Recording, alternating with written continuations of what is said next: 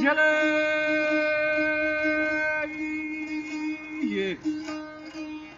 Abele yaş şemşireye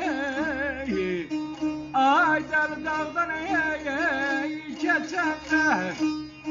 Aşk şemşireye Deli dağdan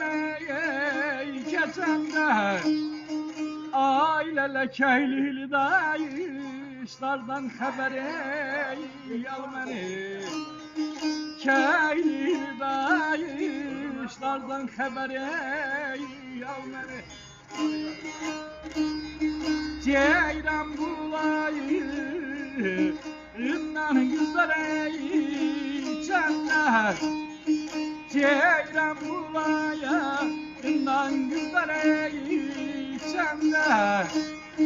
Aileler saz tutup söz koşup yadayıp Sal beni değer İzin alem ay değer İzin alem ay değer İzin alem ay değer Aşık Şemşir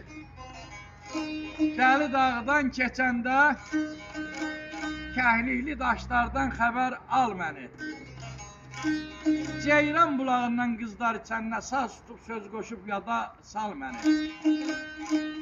Hay vur, qıy vur, səsin düşsün dağlara Gözəllər oylağı göy yaylaqlara Dərdimi söylərsən o oylaqlara Sinəmdən oxladı bir maral məni Aya daha nə olub, qeyr qulaq az Ay bala gəley Abelə bəxt məni bu yerə qonaq göndərdi Bəxt məni bu yerə qonaq göndərdi Ay aman çətinmiş ayrılıq dərdi aya Rinalmay dəyər, rinalmay dəyər Abelə deməsəm edəyək, vurğun gəldi gedərdi Ay deməsəm edəyək, vurğun gəldi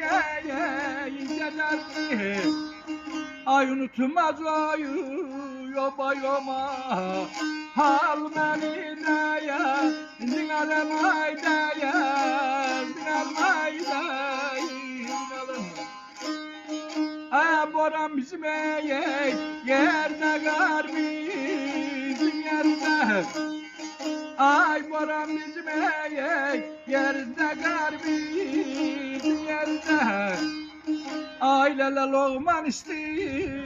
suda var bizim yerde değer Dinalmay değer Dinalmay değer